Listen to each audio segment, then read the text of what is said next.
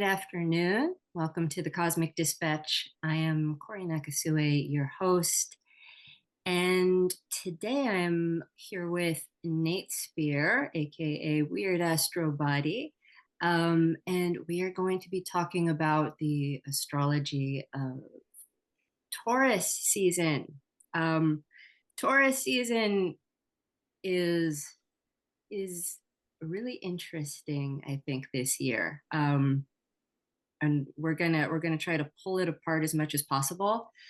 And we're recording this today on April 11th at 11:09 a.m. And so we're like fresh off of that that big solar eclipse that happened a few days ago. And the astrology of April, which includes the first half of Taurus season, and I was just talking to Nate, and I was saying I think April is probably the most pivotal month of 2024. So many big things are happening. So the eclipse that happened a few days ago, like, was epic. But there's another there's another really big transit coming up in about 10 days, 9 days actually. The Jupiter-Uranus conjunction in Taurus, which I think is one of the biggest transits of the year, if not the biggest transit of the year. So we're going to be talking a lot about that.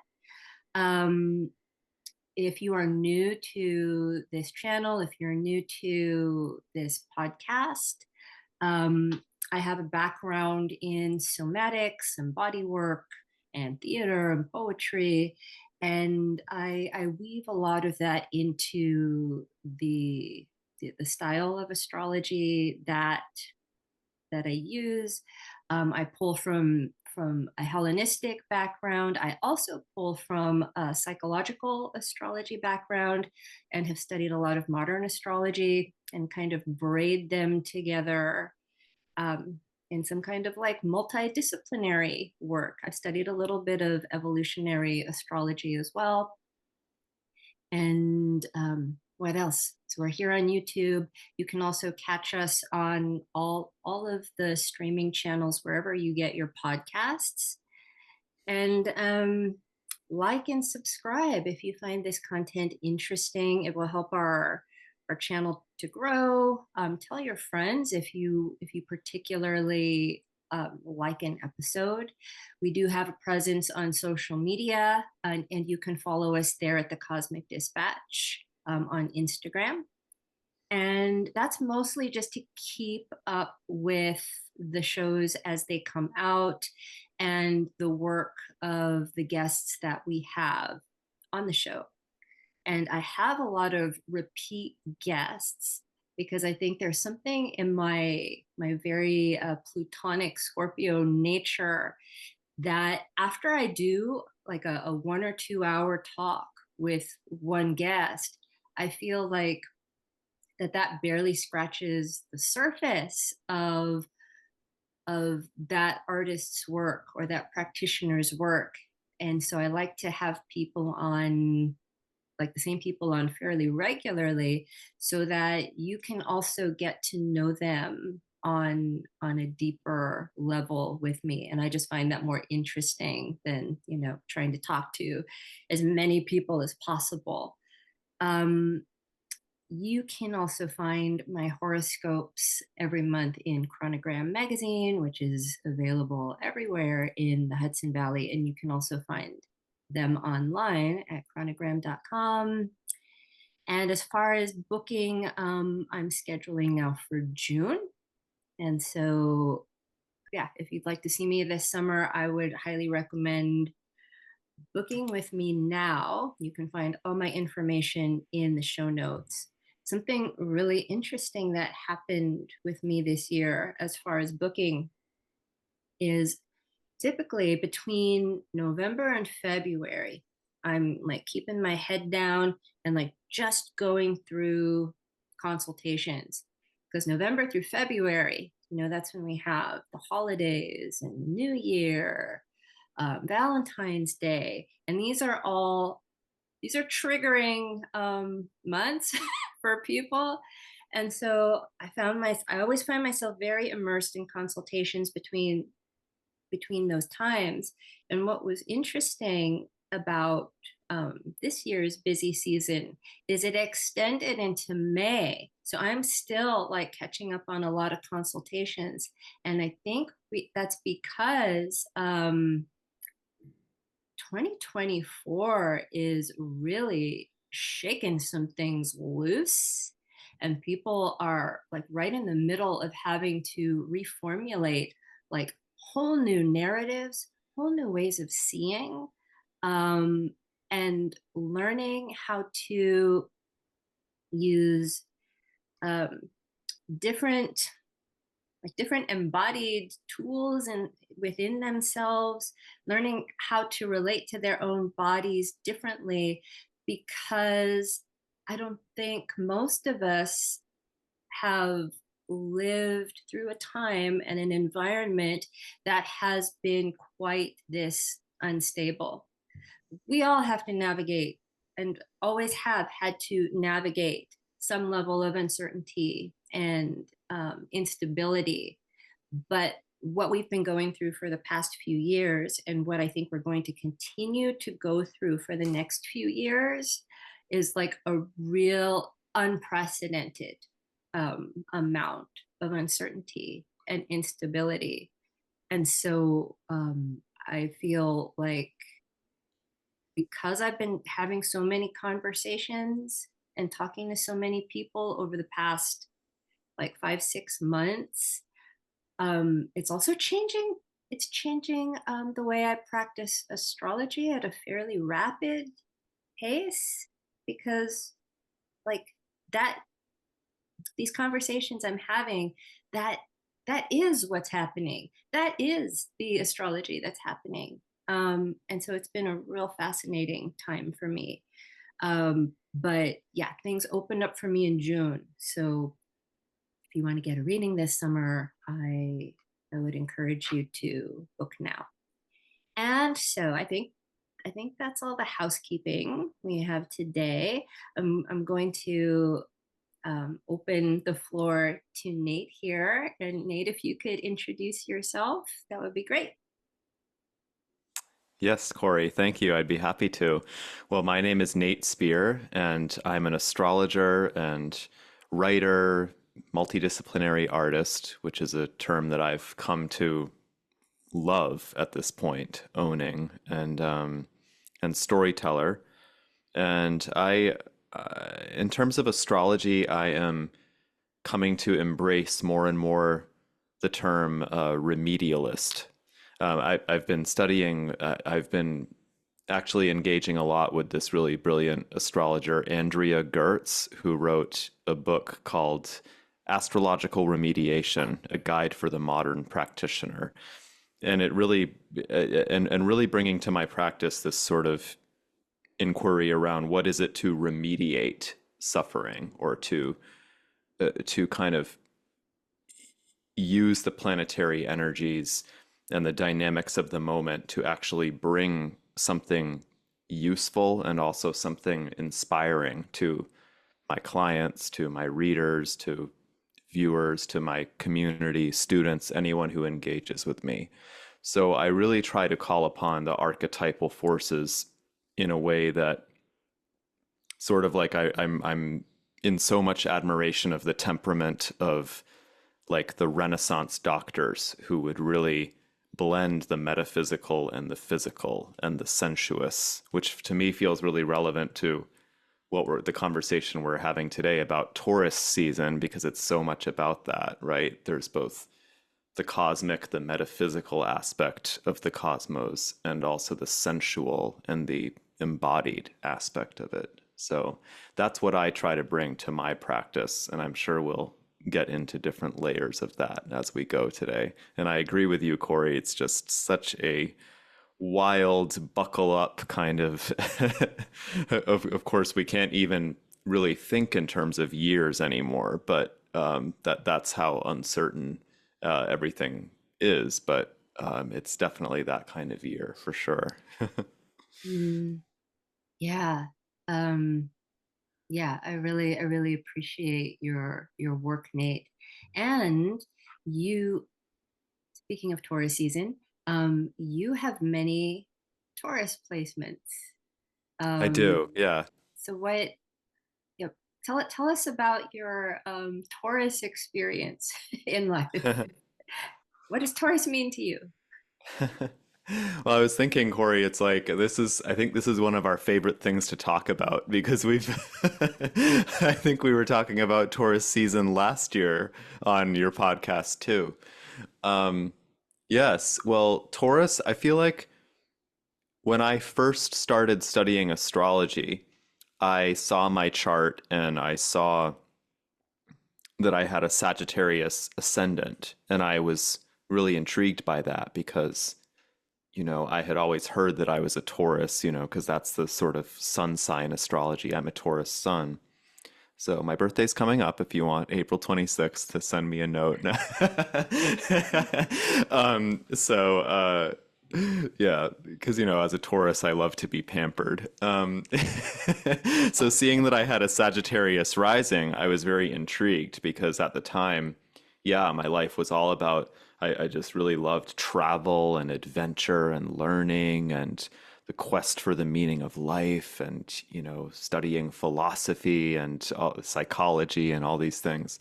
And I had never really understood the connection with Taurus. But then when I started studying with my mentor, um, I got this kind of aha moment when being told that Taurus and Venus are both linked with the voice.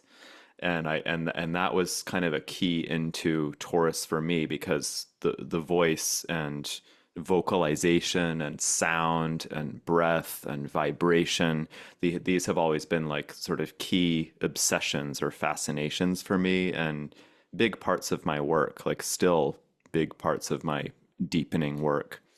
And also studying more, another key image I was given was Taurus as being linked to the building of the pyramids and just the kind of focused, concentrated, not in a historical sense of like I started studying the pyramids and how they were built and stuff, but just this kind of sense of devotion and labor and being so deeply devoted to the building of something. And that's something I could really identify with, beyond the sort of stereotypes associated with Taurus. Um, the Venusian, the sensual, the vocalization, sound, vibration, and building something really epic. And even the sort of links with at various points there have been links between that building effort and also sound and breath as a way to sustain the concentration and the devotion needed to build those things, to build those structures. And so that's something I very much connect to in terms of Taurus. Um, yeah, and the fixity of it, the fixation, the tactile aspect. I also have Mercury there, so I'm revealing a lot about my chart, huh? But that's okay. But yeah, I also have Mercury there. So and there's this whole aspect of for me, Mercury and Taurus shows up as even before I knew I had that placement. It shows up as a kind of tasting words and like feeling them in my throat and so even words become a very sensuous kind of experience. That seems like a good start. What's your experience of Taurus like? So I have Venus in Taurus, and it's a very loud Venus in Taurus. It's exactly conjunct my midheaven. And so even though I have a lot of Aries going on, I have some Gemini going on either side.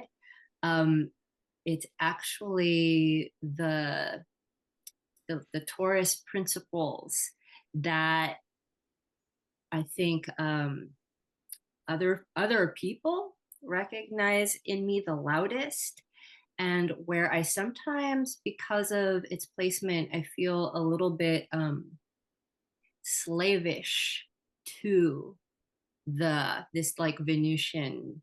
principle. When I tell people I have a lot of Aries, like I almost get completely rejected. Like, no, that's not possible. You're so, soothing and calm, and you're so stable and grounded. And like, yes, and I have like all this other you know like coarseness actually, and roughness, and like these frictive qualities. But this it's almost like yeah, that speaking of eclipses, like that Venus and Taurus really eclipses a lot of these other things. um Yeah. i I experience it, speaking, being revealing, because we're going to talk about a lot of this Taurus stuff. Hmm. um and need to be able to um control pleasure. For instance, if I love something, like I I love I found like a sweater I really love, I'll get like 10 of them. So I never ever have to be without my absolute favorite thing. I never have to feel what it's like to want or to have scarcity. Like everything needs to be full. If like I know I have a lot of friends who their bank account can drop like really low and they're still whatever, they're comfortable.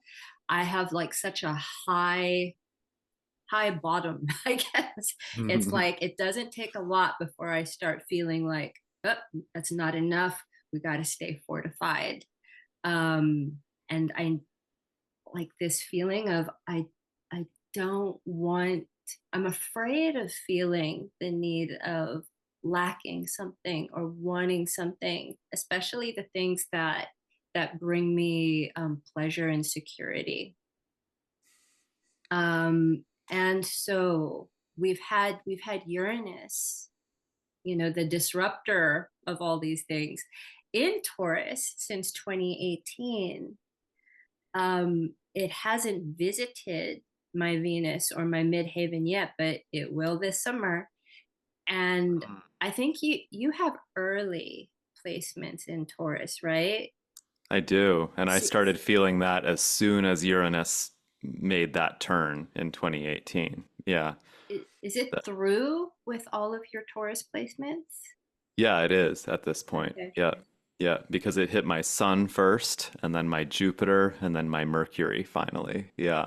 But in 2018, it was definitely, I mean, that's the year I started doing my videos, like my sort of quirky transit videos that I post on the internet. And it's a year when, you know, I think it's also really interesting that both of us have a theater background and like or performing arts very broadly. And Taurus is so connected with movement and with, well, different signs are connected with movement, but I mean, Taurus in terms of the really the somatic, the sensation kind of experience, right?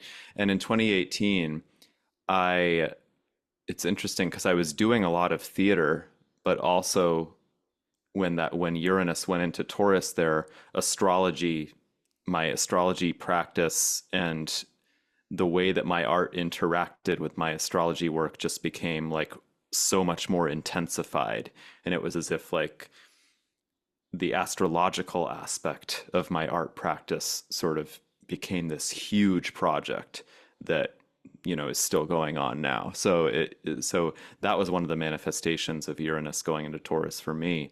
And then it also showed up as body stuff. Like I just felt too much electricity in my body, and like my thyroid was this is a super personal, but like my thyroid was borderline hyperactive, which apparently I later learned studying medical astrology is can be a very common thing with Uranus transits to the like Uranus and Taurus kind of interactions. So, because Taurus is connected with the thyroid, so and it was that was not everything that was going on. There were more underlying things happening, but it really was this kind of initiation into this new energetic dynamic, and how to be with like this much more electrified kind of um yeah, current in the in my everyday life.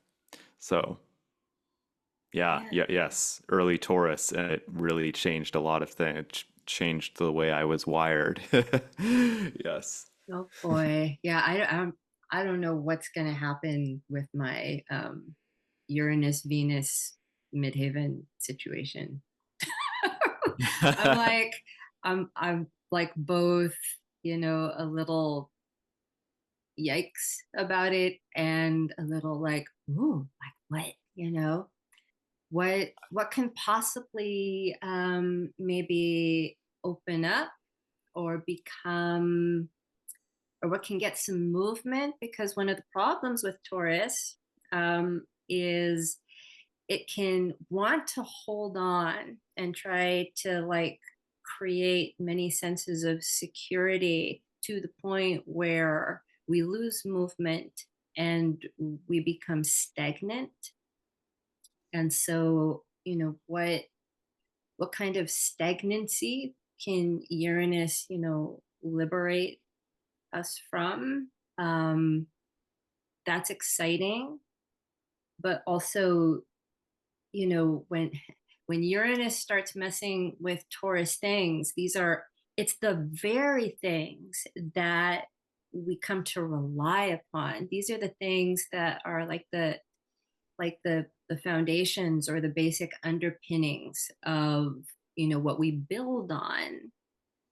And so to have Uranus go through that sign it's really different than if it's like going through a fire sign or an air sign, because you're shaking up the actual like material, the material parts of life that are supposed to be the ground underneath your feet is Mhm. supposed to be stable.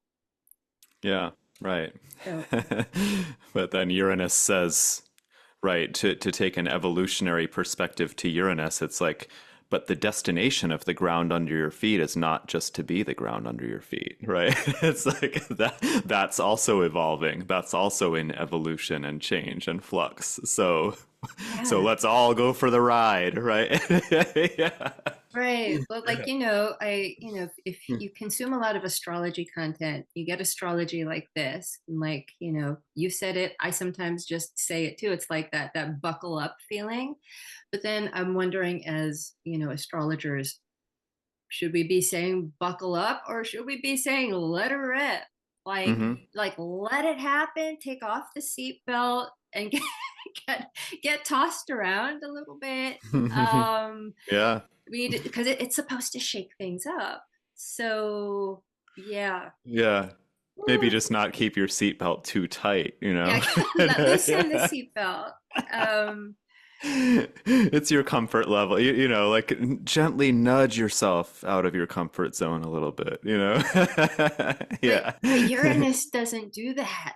Right. Yeah. so but oh boy, so much, Yes. lot Yeah, so more, much. so much. So the sun enters Taurus. We enter Taurus season on April 19th. And Yeah. then the following day, this is the transit we really need to talk about. Hmm. On April 20th, 420, Jupiter and Uranus conjoin. And a Jupiter Uranus conjunction only happens like about once every 14 years, and it hasn't happened in Taurus since 1941. So kind of a That's big right. it's a big deal. Big deal. And so yeah, Jupiter conjoining Taurus. I have a couple notes as I was thinking about this morning.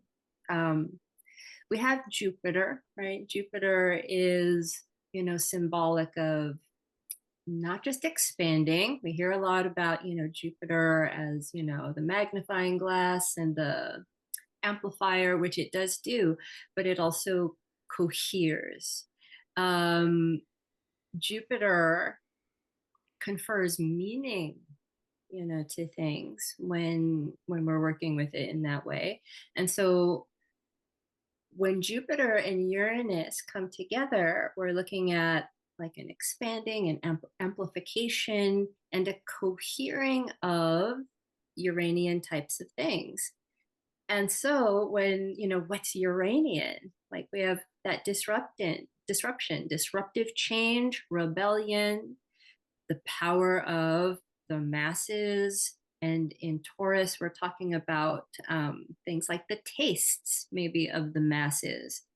We're talking about science, the arts, social organizations, and again, specific to Taurus, economic upsets and anomalies, um, an increase in people organizing, for instance, like with labor organizations, changes in pattern with regard to climate and the natural world, changes in how we relate to our own bodies, and also big disruptions. Here's the Uranian on Jupiterian things like higher education, religion, the law, politics.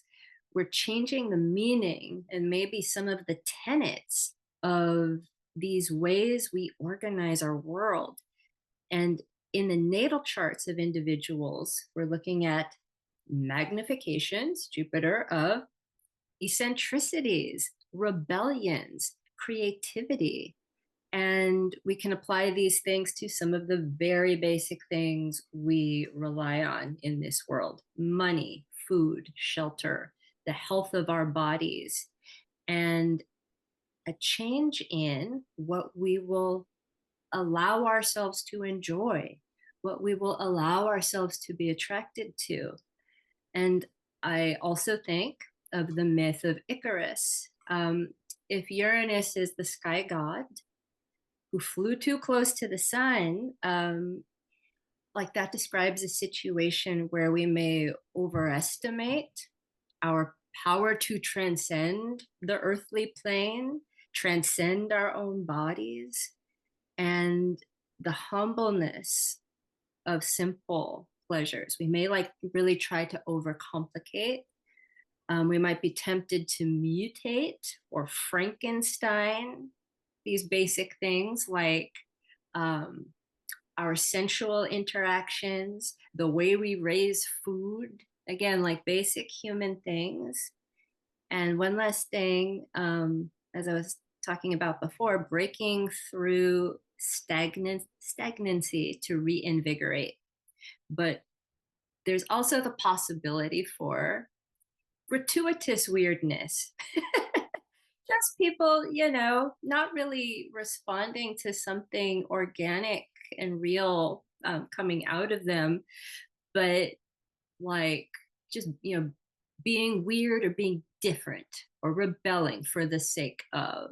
We can get some of those types of feelings too, or examples. And I also think this conjunction is going to put us in touch with our control issues. We'll feel the exhilaration and the anxiety of losing control, the exhilaration and anxiety of dealing with or admitting to the things we can't control. And yeah, I'm going to stop there. But I feel like those are the things I've been talking a lot in consultation when we're looking at this transit coming up on the 20th. Did that spark That anything? I, I mean, I would just really yes and everything you're saying, Corey. Like it's just I think you're on the mark. It's in terms of things I've been thinking about.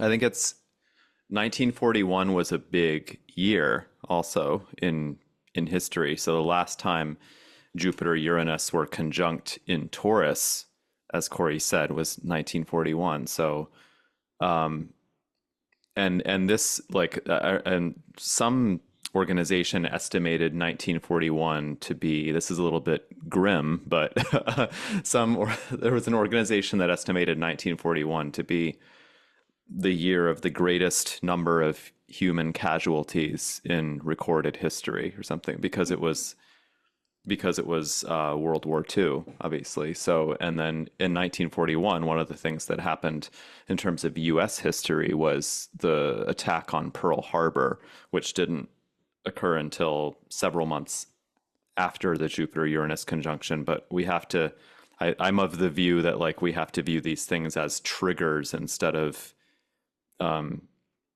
things that happen, like the conjunction happened on this day, therefore a big event has to happen on this day. It's like, no, that's a trigger in the collective consciousness that then triggers different potentials to unfold in the time leading up to and after it. So, and sometimes long after it. So anyway, so I think that, yeah, I've been looking a lot at, or what's been on my mind a lot has been our relationship to resources and food, and how many articles there are recently about famine and how many countries are going through intense periods of famine right now, and the threat of starvation. And I'm looking at these articles kind of going, okay, what is this? What's this saying? What does this have to tell us about Jupiter and Uranus and Taurus? Jupiter, that it makes me think of also the myth of, you mentioned Uranus as the sky god. I also think of Uranus as connected with Prometheus, because that also, Prometheus has also a direct relationship to Jupiter in terms of stealing. Prometheus steals fire, and Jupiter finds out, and with Jupiter's wrath, Prometheus gets punished and has to get his liver eaten at every day, right? And then regenerates. So, but Prometheus does steal fire and give it to the humans so that we have warmth and the ability to, yeah, to be warm and to cook for ourselves. And so even there we have the link to resources, shelter, food, what does it mean to inhabit a planet and be in a human body? Um, yeah, these are kind of initial responses to what you're saying. Yeah. Yeah, yeah, Um, like, sometimes in Taurus, you'll hear a lot about this sense of, abundance and luxury and all of that. But when we bring in Uranus, we get this question of, is that for everybody? yeah, Or like, who is experiencing, this abundance and luxury? But and also, and this is a Taurus issue too, of, well, then who's also experiencing the scarcity and the lack of abundance and the lack of resource? Like, it's yeah, not, with Taurus, I think people tend to think of, you know abundant pleasures and security and all these things that Taurus loves, but that, that's not the full story. There's also the shadow that creates. Like I was saying, if I'm taking all the black sweaters, then there's not enough for everybody else. yeah, And so if some people who are very able to have access to some resources are hoarding them, then there's nothing left for and usually it's the masses. There's a certain privileged demographic that has access to these things. And so, like with Prometheus, he took what was from the gods and he brought it to the commoners, right? The people. yes, And yeah, so there's a shakeup happening.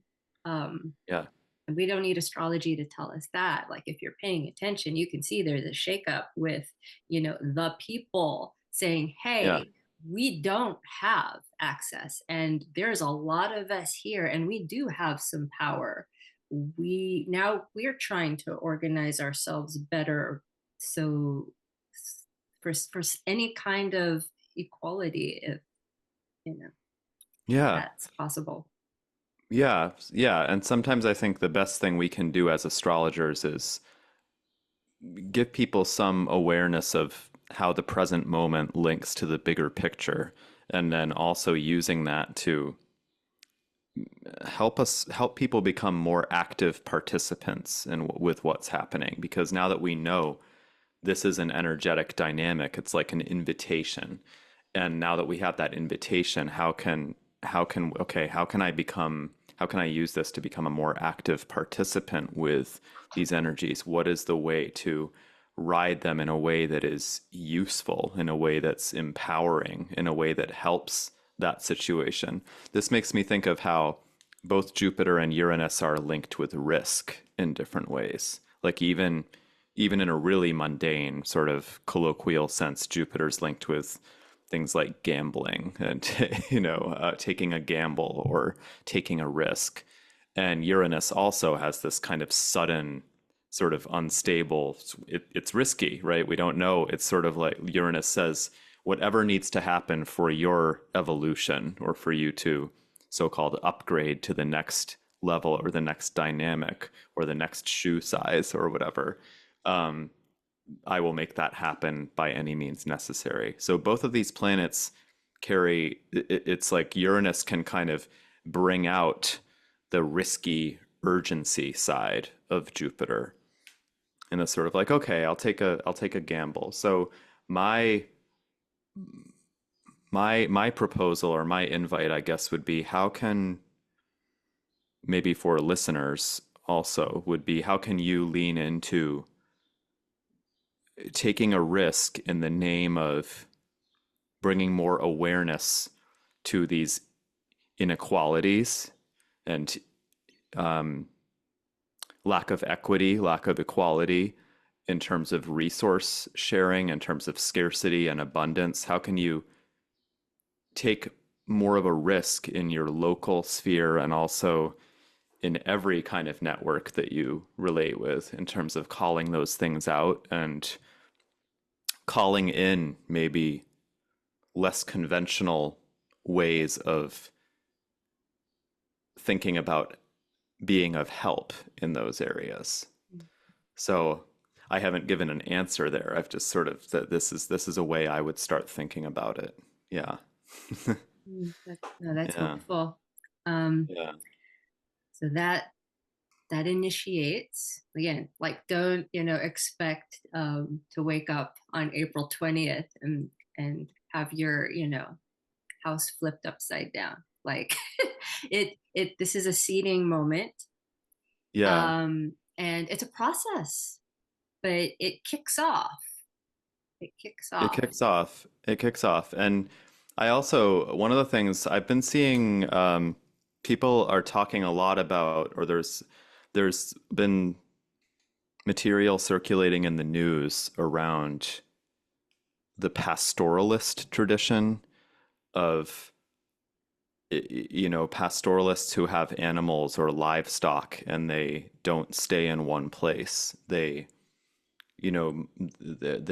nomadic. They go to many different places on the land or in the region, and there's just been more. I've noticed there's been more information circulating around how this nomadic life becomes possible, uh, and including that there are it's a very old tradition, like being able to nomadically herd animals, to different parts of the land that you're on. And they have started to build water towers or troughs that their animals can, make pit stops at and hydrate while they're on their journey, things like that. And sometimes, there are certain families who have this tradition very strong in their family who will set up, it's like they're never living in the same place, but wherever they end up settling for a certain period of time, they'll set up their tent or their whatever their kind of living environment or furniture, so to speak, is in the exact same way in the different places that they land in. Mm. So, meaning in the same order of things, and so like the bed, the mattress, or where they sleep would be in the same place, where they eat would be in the same place, but in a way that's aligned to the cardinal points, to the cardinal directions, because they're actually literally they're on a different piece of land, as they're nomadically moving around. But that made me think about Taurus when I saw that, because it's like, what is the element of sameness that feeds or nourishes that Taurus need for security, or to express security in some way, while also knowing that security is really ephemeral and is impermanent and is not going to last forever. So how can you balance those things, of having that way to keep yourself grounded, to keep that sense of alignment and directionality and rootedness, while also knowing that we're in this kind of strange nomadic moment where things can slip, things can slide, things can jolt you out of place, but so the whole pastoralist piece or paradigm really made me think about this. That made me think about Jupiter, Uranus, and Taurus in a different way. Similar to that, that people are talking about regenerative ranching or regenerative agriculture, which also involves like not keeping livestock just all on the same plot of land or something.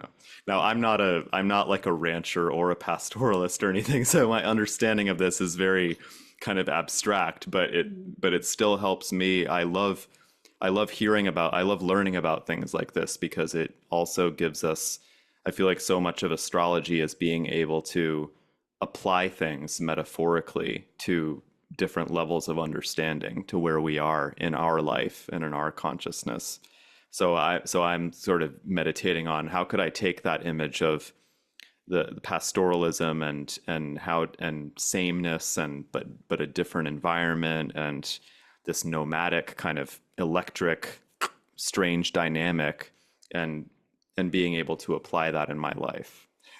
So that was a lot what I just said. So That was a lot what you just said, but I get it, and it is helpful. That that is something I haven't thought about, and it's actually a calming thought when you put it that way. Because in my head, it's the Tower card, which a friend also recently drew for me, and I'm like, oh my god, I know what that is. Um, it's like we think Uranus, oh my god, it's like we're gonna, be, falling out of the castle, out of the tower. Um, but when you put it like that, hmm it's like you still retain the elements of movement and shift and change, um, without the jolt. But I hmm feel like the jolt is is in is integral. How can I? Well, it's still a jolt, but it's still a jolt, but it's a jolt that is nourishing and in kinship with a greater whole, as opposed to being a jolt that is trapped as like an itchy, anxious feeling under your skin. That's the way I think about it. Yeah, Yeah, that's my personal image for it. Yeah. yeah. Yeah, I have to. That jolted me open in a not rude way. It was just like, okay, like let's walk through this door that wasn't open before and see if I can think about things in this other way. Oh, good. Yeah. Which is it's helpful.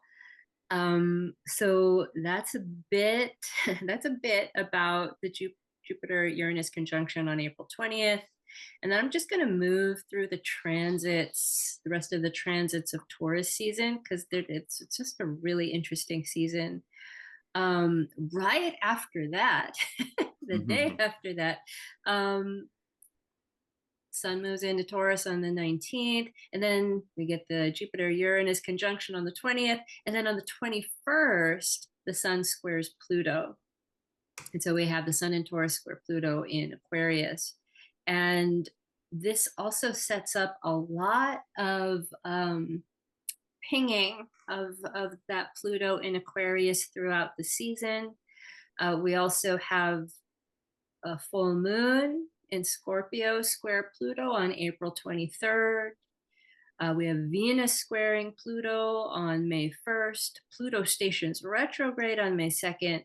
Mars sextiles Pluto on May 3rd.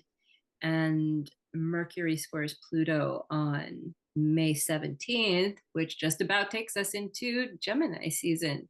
And so there's a Plutonian element that I feel like is toning all of these like bright sparks of it's a sparky Taurus season, but there's something, yeah, Pluto is like pulling it down and trying to complicate, I think, this Taurus season, saying, or maybe even undermining it. There's like an insidiousness. It's almost like Pluto is telling Taurus, anything that passes through Taurus, don't get too comfortable. There's a lot that you don't know, and it's going to be kind of oozing its way up through the soil or something like that into this moment where you're really focused on what feels good and what feels safe. I'm going to trouble that for you, and we're going to see some maybe shadowy elements, like there's so much going on. Like this Pluto in Aquarius is still a fairly new thing, and I think it's going to be speaking a lot in some kind of frictive way with everything that's going on in Taurus. And I don't know if you have any thoughts on Pluto this season. Yeah. Well, what occurs to me is really change. It's as if change is happening at different rhythms, and different areas of our lives are experiencing different qualities and rhythms of change, which is, in a way, we could say that's always happening. But in this case, it just becomes more obvious and apparent at different levels of the body, the emotional body, at the energetic level. Uranus is sudden change and Pluto is slow and profound transformation. So how do we, so it's, in a way, we have both. We have this Uranian kind of, these jolts, as we were saying, the Uranian jolts into this fresh energetic moment. But then we also have the Plutonian with that we also have this kind of other harmonic or or discordant sound, even of the Sun square Pluto, and these planets squaring Pluto, as you mentioned, of being, it's like there's a bigger change happening. There's a more profound undercurrent that's evolving at a slower pace that it's occurring. And Pluto's in Aquarius, so in a way that also serves as a harmonic resonance with the changes that Uranus is hinting at, because Uranus has a resonance with Aquarius. So changes at the, bringing things back to the body, the Aquarius links with the electrical body, with the kind of the circulation of energy in the body, and of course with social systems and, yeah, society and humanity at the social level. So I just think it really brings this kind of bass chord or something, this bass tone of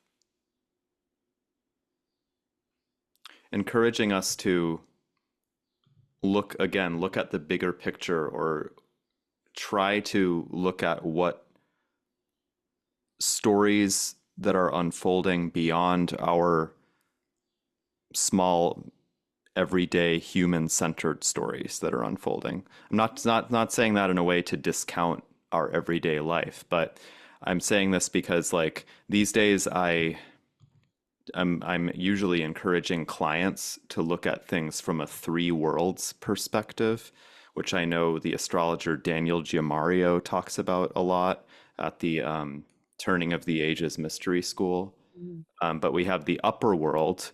Sometimes with different transits, we have upper world, middle world, and underworld. So we have upper world initiations, and sometimes those are very strong. And Uranus and Neptune really correspond with like upper world initiations because it gives us a glimpse of the whole system or of the vastness of everything, right?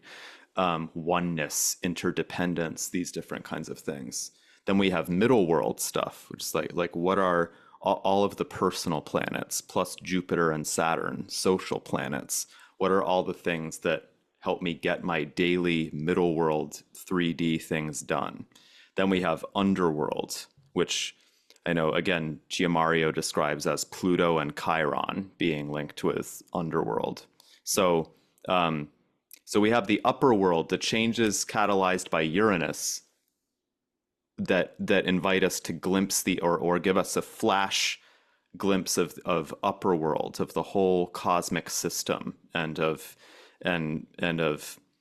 different kinds of life hacking, but on this grander metaphysical scale. And then we also have an underworld current, an undercurrent of change of Pluto that maybe would bring our attention to chthonic forces or shadowy aspects of the social realm, or of how our resources, Taurus, relate to social systems, Aquarius, that and how that affects us on the level of the shadow and the emotional body. So I think it's important to attend to the three worlds, because the three worlds will have different perspectives or different takes on the current situation, and when those perspectives are in balance with each other, they can be really empowering. It's when we insist on one solidified view that tends to create some unnecessary suffering for us. So I hope something in what I just said made sense. Yeah, no, um, that's helpful. That's really, it's one of the best things I think about astrology is it's so good for the mind. I like practiced well. It really forces you to get out of some mental ruts and ways of being locked into certain lenses and ways of seeing. You have to be able to do that,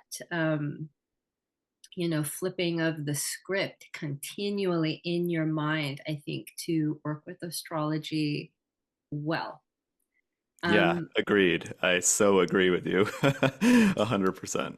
um, so I'm gonna keep going with the transits. This last week of April looks really, really interesting to me, and I think we're going to actually um, we're going to actually feel some of the results of this Aries eclipse that we had on the 8th. Not like at this recording on April 11th, not really this week, not really next week, but this last week of April. And what we have going on is on April 23rd, we have a full moon in Scorpio, which is square Pluto. And even though, that full moon in Scorpio kind of marks, being out of eclipse season, it is still a fruition of that new moon, that that eclipse in Aries. And that eclipse in Aries happened with, its dispositor Mars was, heading right into Saturn. That's gonna that's going to slow things down or maybe even block a certain type of momentum. We have Mercury retrograde in Aries, again, slowing things down, making it hard to go forward.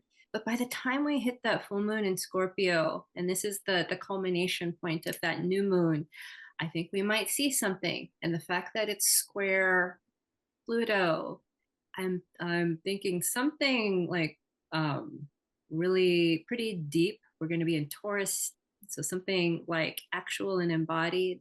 And on a personal note, I'm interested to see if you have anything to say about this full moon in Scorpio. I was born on a full moon in Scorpio at 4 degrees Scorpio, which is where this full moon is happening. And Wow. so, um, if I would, if you have anything to say, because I might be a little biased because it's personal, Sure. um, Yeah.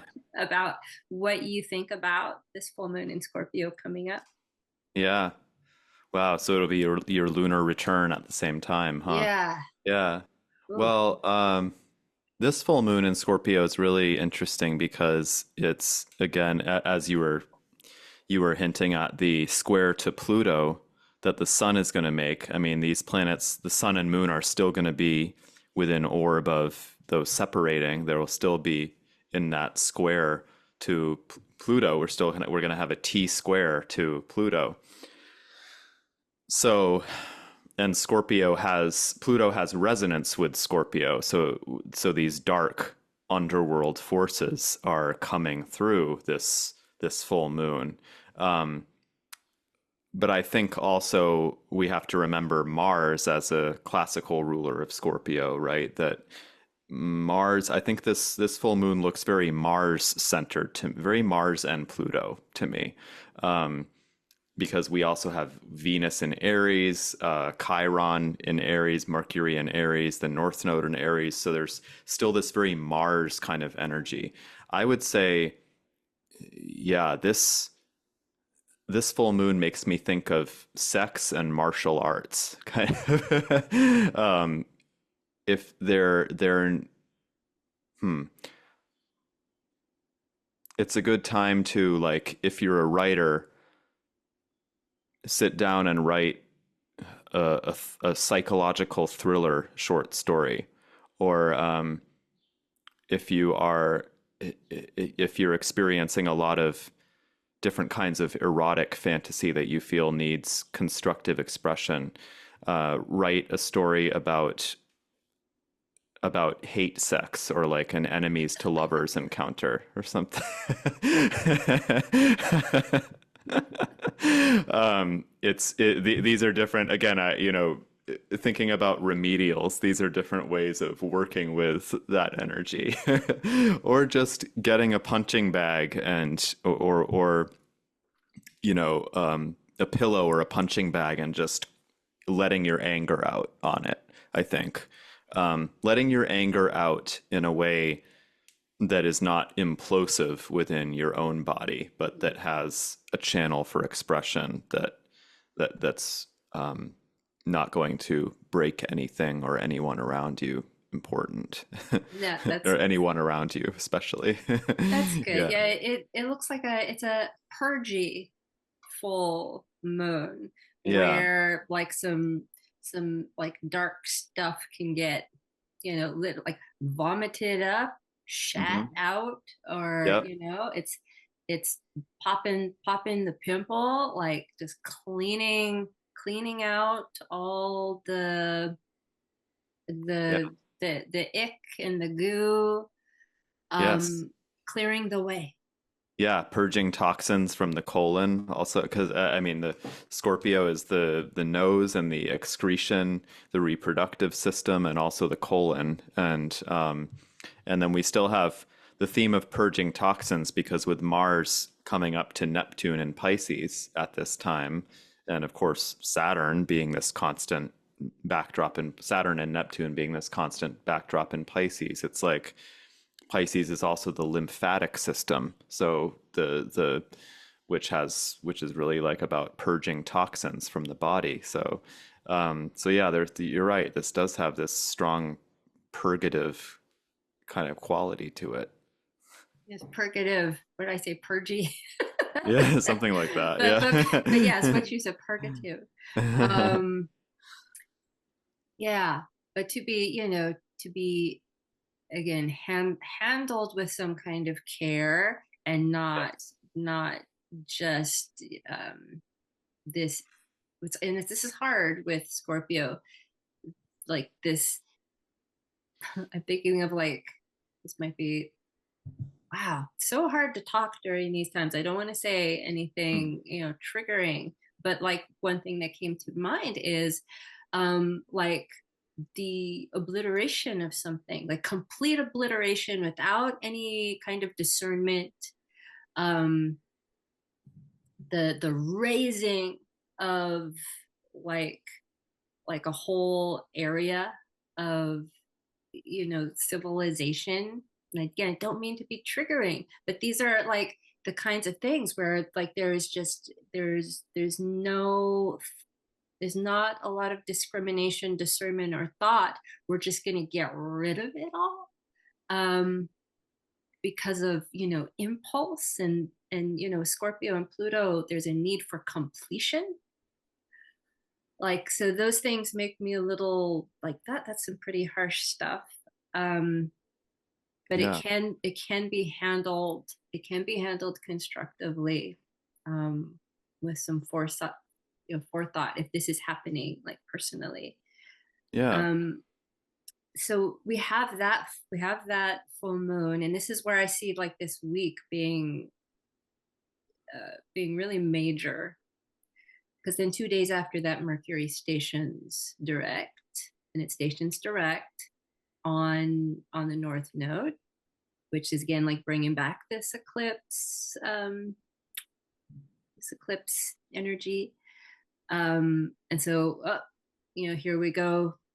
Things can maybe just start beginning to move forward. And then Venus ingresses into Taurus on April 29th. And then, yeah, and then Mercury ingresses into Taurus. That's in May, but those are some Taurus ingresses. And then again, on April 29th, Mars conjoins Neptune.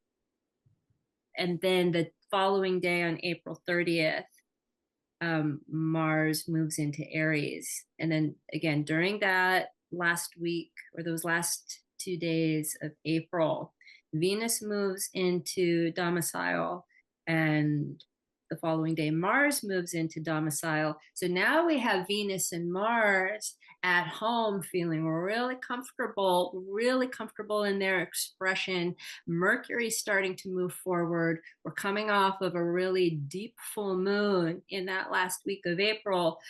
Like I almost feel like in whatever weird place we're in mid-April, by the end of April, like something like whew, like we see something concrete, or there's like a big move forward.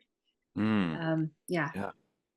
Yeah. Uh, That any makes thoughts? sense. Yeah, Okay. that makes sense. Yeah. Um, that makes sense to me. What occurs to me as we're talking about all this is sort of like I've just been reminded more and more recently of how people thrive under all different kinds of circumstances. And and so that becomes really interesting for us as forecasters of the weather, right? Cosmically, the weather, because we were both just looking at that purgative Scorpio full moon, and I think not really making any, not beating around the bush about its harsh sort of potential harsh qualities of it, but then it also that so many people thrive in chaos or in like pressure cooker kinds of circumstances. So I'm excited to see how that's going to show up, and also how this is going to Mars going into Aries after it feels Mars in Pisces has felt like this kind of long time for me. Um, and Venus and Taurus, yeah, I think those planets will be resourced in um, in different ways in May. Um, so I'm curious. I feel like you said it pretty much.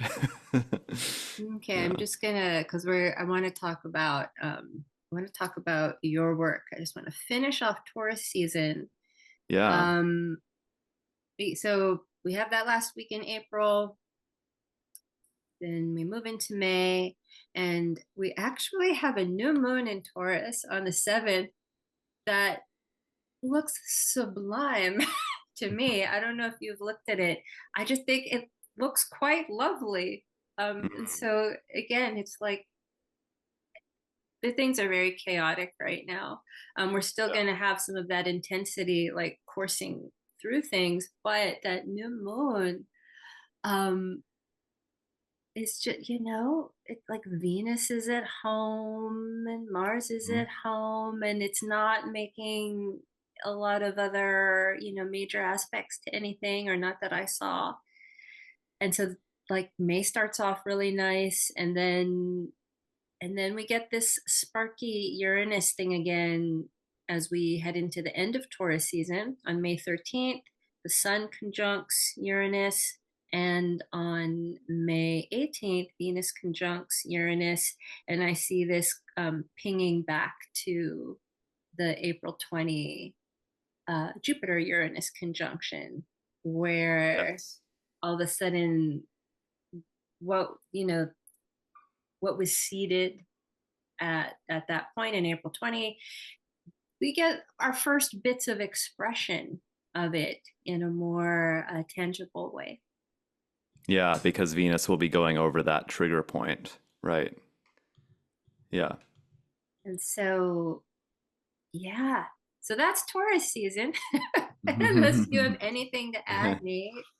Yeah, I know. I mean, I think Mercury going direct. I'm paying attention to Mercury's retrograde and stationing direct in Aries because um, it is the beginning of Mercury's fire phase, where we were just in an Earth phase where Mercury was spending more time in Earth signs than in any of the other signs, and now we're entering a fire phase, which I think is going to be in effect until like November of 2025, somewhere around then. So that's that's a big shift to go from an Earth phase where our communications and our thinking were more centered around tangible resources and like the kinds of things we were talking about with Jupiter, Uranus, and Taurus earlier, and how that was showing up in terms of like our relationships to money, to currency, to retail, to food, different kinds of things, and how now communication and thought processes are being kind of fired up, with Mercury and the fire signs. So communication questions and like thinking processes being really energized in a different way, like not shying away from flaring up and from being really conscious of our purpose as individuals, like self-interrogation around what's my purpose, because that's so much around what fire signs are about, like this being able to intuit and tune into purpose. So I think that I find that very kind of like marking quality or moment around now is this Mercury's passage through Aries as marking this medium to longer term fire phase. Yeah. Nice. Um, okay. So that's those are some of the major things happening this Taurus season from mid-April to mid-May. And so now that you kind of have a vibe for Taurus, um, I would like to now talk about some of Nate's work with astro-erotics. Um, Yeah. can you tell us what that is and how that came to be? Sure, I'd love to. Yeah, astro-erotics is it's a practice that it's an experiential approach to sexuality. and we use astrology, we use planetary archetypes and embodied practices of different kinds, both solo and in partnerships and in group, that really give you or give a person a way to access pleasure and erotic fulfillment in a more complete way, in a more mythopoetic way, in a way that places their desires, their sensuality in the context of cosmic kinship.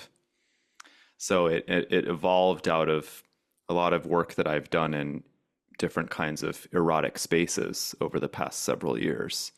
Um, and so it's kind of a braiding of knowledge and experience of ways of working in erotic space and sort of more cutting edge paradigms in sex education right now and in work with individuals and couples and groups, with my astrological work and with this whole kind of imaginal archetypal background to everything that's happening, because that's something that's really missing, I think, in a lot of ways of working with sexuality right now. Astro-erotics. It, I like, this. I read through your materials, and I love this idea of ecosexuality, like Mm, the term yeah. you use, ecosexuality and Earth as lover. I found really interesting. And I like the way, again, this is just like open some doors for me, the way that you describe erotic, like you have erotic bodies, earth bodies, and cosmic bodies. And you mentioned the word braid, and I like the way you're braiding the earth body, the erotic body, and the cosmic body is Uh-huh. how I got a sense of like what you were trying to do there, Yeah. the Yeah. practice. Yeah. Yeah. Um, Importantly, I should note that ecosexuality is, um, I believe Annie Sprinkle was the one to come up with the term ecosexuality. okay. So ecosexuality is a whole kind of lineage and practice unto itself, that was formed by Annie Sprinkle, who is the performance artist, writer, like fantastic, brilliant person. And so, yeah, I would say astroerotics is maybe a sibling, or a cousin of that, in the sense that we're looking at, yeah, we are looking at the erotic life and the sensual experience and the sexual experience from from a different perspective, in a way that also relates with the other than human, in a way that also relates with primordial forces, in a way that even relates with objects or things that we're used to seeing as objects because of our modern culture, but that also have personhood, that are also people. So astroerotics really brings in, yeah, as you said, the cosmic bodies, the cosmos, the planets as sexual realms, that's the planets as sexual realms was also pioneered by Antero Ali, who was, rest in power, rest in peace. He's passed away at this point, but he was an astrologer, a really brilliant astrologer, who I find it.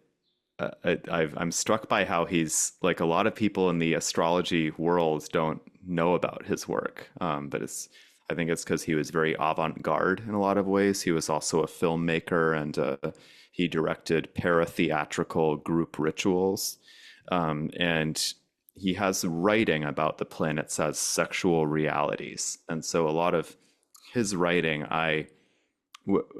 became important keys for me in my own practice and in my own way of thinking about it. So, yes. And so that's Antara Ali is he wrote experiential astrology. That was Yes. because I remember I saw you. like this past fall, and you mentioned him, and then I got the book and I read it.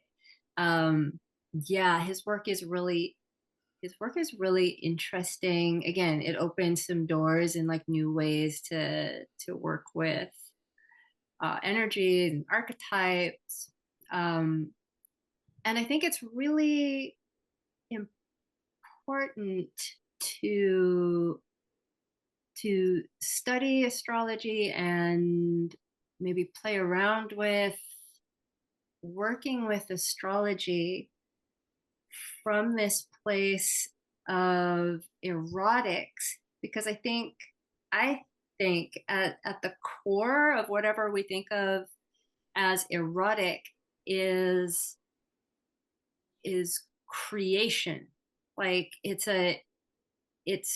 it's what needs to happen to for anything new to be born, which is life.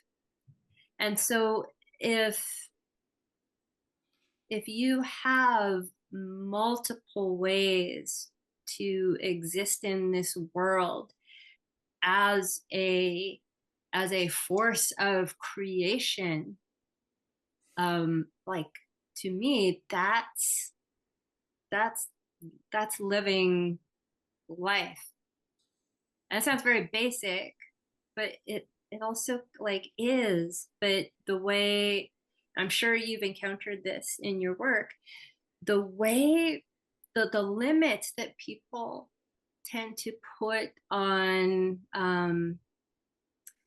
like how they create and how and what they do with that energy inside them that wants to like move out and merge with other people and things and nature and life so that things can keep being born, is very limited. Or we get very stuck with inside of this, oh, I'm feeling this force in me, I must need to have sex. Like, Mm-hmm. and then that's Mm-hmm. that. And then you load on all the other like cultural rules around sex. That means like we're only like doing like we have a very minimal expression of this natural thing, this force that is within all of us. Yeah. Am Yeah, yeah, I, yeah. yeah, understanding that? That's how I'm understanding, yeah, what I've read and what you're saying. Yeah, we put so much limits. People put so many limits on themselves because partly because of the systems that we are living inside of, and because of bad sex education. Um, it's like my friend Cindy Darnell, who is a really incredible sex therapist, um, says she writes in her book. She has a book called "Sex When You Don't Feel Like It: The Truth About Mismatched Libido and Rediscovering Desire." It's a great book. Um, she talks about how we basically get kind of mixed messages from the dominant culture about our sexuality. Either we're both told that we should be having it, um, and that if we are not having it enough, like, of course it should be with that one person because our dominant culture is monogamous, heteronormative, all those kinds of things. Yeah, and if you're not having that, then there's something wrong, and just that whole thing makes so many people unhappy because it makes them feel, for people who don't have that, right, it makes them feel like they are less than, or that there's something that they're deprived in some way. And then the other aspect is that, like, we're shamed, and yet we are shamed for having too much, right? For having too active of an erotic life, like slut shaming and different things like that. um, she also talks about how we're told that part of like part of bad sex education is how we're told that sex is not something really to be learned about, like it's just something that should happen naturally, but that is not something that sort of asks for our effort or our curiosity or anything like that. And that is a huge drawback of our sex education, that we think, oh, if it's with the right partner, or if it's like the right circumstance, then then everything should just click into place. Like there's nothing to, it's not an art or anything. There's nothing to learn about it. That really gets us into trouble too.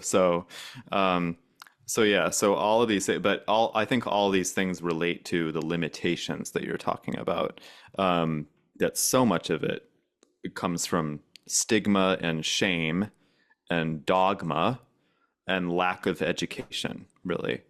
And so part of my part of what I'm trying to do with astro-erotics is have a more expansive sense of sex education, as we might broadly construe that, or have a more expansive sense of like the desires you experience are not to be stigmatized or to be kind of stuffed down. Because oftentimes people will experience some kind of desire, as you were talking about, and immediately there are all the voices of society and everything. It's like, is this wrong? Like, oh, I don't dare voice this thing because that would be met with so much judgment, or I should redirect this into like my relationship with my husband or my wife, or da da da da. And like, what do I do with this desire? Right? But part of what I'm trying to do with astroerotics is really give a play space or a laboratory kind of thing for people to really experience their desires in a way that they're not to be shamed. They're actually sacred because they are in relationship with all of these cosmic kin. They have ancestors. We can find ancestors for your desires within these planetary forces, within the planetary realms of the erotic and of sexuality. Yeah. That's beautiful. That's amazing. That's needed. Um, we're going to keep talking about this. Our friend Mandee is in the waiting room. And so I'm going Great. to let her in. Um, yeah. And I think that's so fitting hi, Mandee, Hey, Mandee. for this. We're just talking about sex. Um, so You joined at a good time then. it's so fitting for this Jupiter-Uranus in Taurus moment that's coming up, which is kind of like disqualifying these sensuous embodied sensations and urgings that are completely natural inside of us, and it is a force. So this is actual creative force. I think that scares the shit out of people. Like, I think sex, and when I mean sex, I don't just mean between like two people. I mean any kind of eroticism, any act of creation is so awesome, and that force within us can do that again in conjunction, like the mating process. This could even be like what you're saying, Nate, like opens up a lot for people. Like, we have like a whole asexual population that feels like they aren't erotic, and they are. This is like They also are. about uniting these things within ourselves and uniting ourselves with nature and the cosmos and groups of people. No, not just group sex, but No. groups of people to create a whole new thing. Like, that's an awesome force. And typically, in our culture, it's like, wow, that's so awesome. Just like nature, like a force of nature. We can't control that. That's a bad thing. That's scary. What can we do to make sure it doesn't get out of control? Which is like a Taurus thing. We want to control it, right? Right.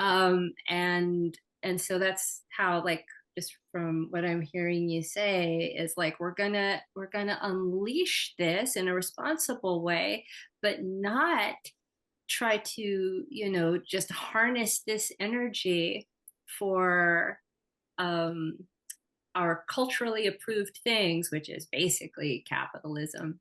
Um, Yeah, I don't know if that there's completely. anything else that our culture is really invested in except this this one way of exchange, this transaction, Right. and just opening all of that up, which is very exciting. Yes. Um, yeah. Yeah. Yeah.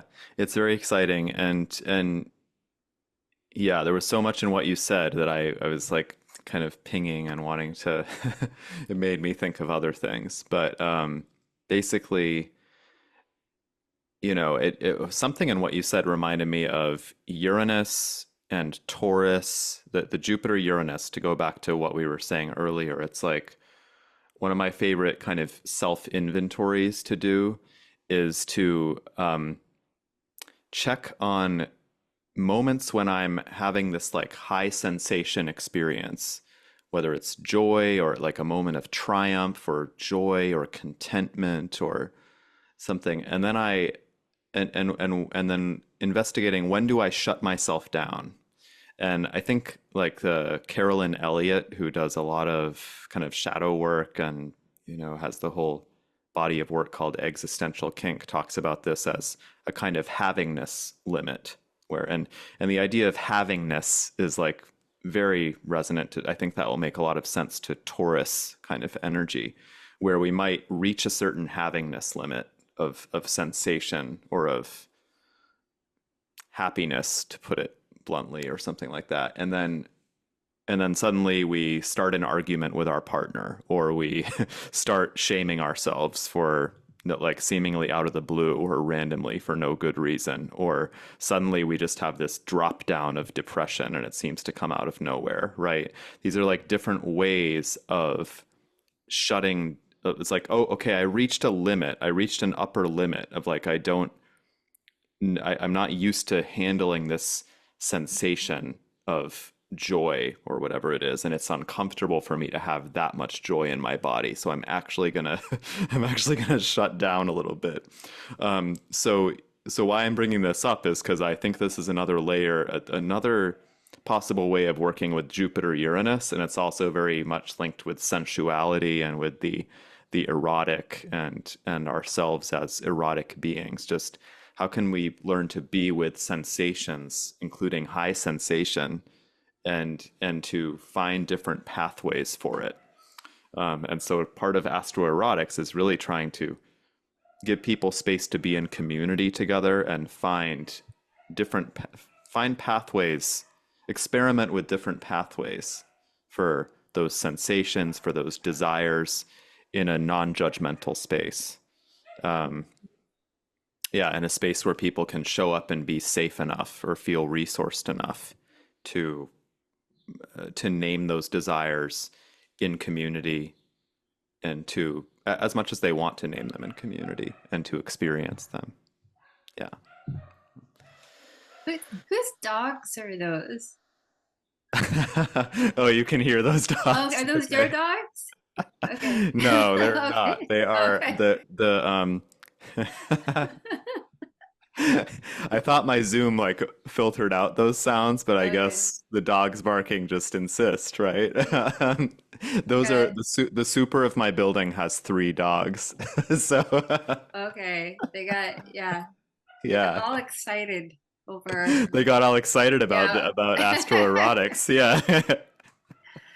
Well, so all of Nate's information will be in the show notes, as well as a link to, you have a astro erotics workshop coming up. I do. I have a class online that I'm teaching through the Moira Press platform. That's coming up on Saturday, April 27th. From It's like Eastern time, 4:30 p.m. to 6:30 p.m. Um, and yeah, that's it. It'll be online. I also have a quiz that's free that people can take. to get a sense of it's kind of a erotic self-assessment of like what's my erotic style, what's your erotic style, the person who's taking the quiz, what's your most present erotic realm and what's your least present erotic realm. And it's not a diagnostic or a diagnosis. But it's a game that sort of sheds some insight into where you're at and what might be your entry point into this material. It's a good way to get a taste of the kinds of things that we Yeah, might cover. So, I took it. yeah. Mandee, did you take it? No, I haven't taken it yet. I, I want I, to. And I'll I link it in the show. yeah. It's fun. I'm a Neptune. Mhm. Nice. So Okay.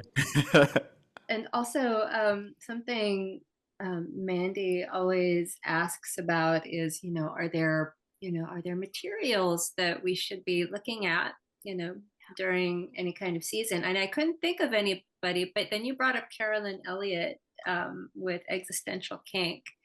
And I think that would be a really good read for Taurus season. I love her book, and I just love the mind flip that she does on kink and shadow. And I love this. The thing that stuck with me from her book is, having is evidence of wanting.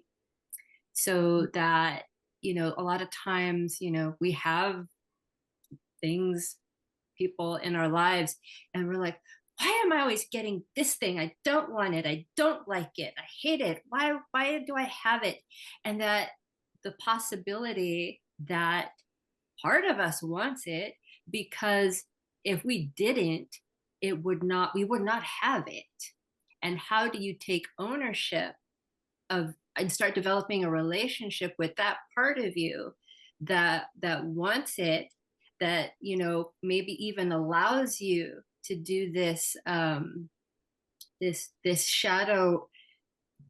shadowy thing that we all do, of oh, I hate that so much, that's gross, that disgusts me, oh, I can't believe, and be offended and whatever. It's like, that's actually a tip off to some other thing working inside of ourselves, that we actually need to build a relationship with, so that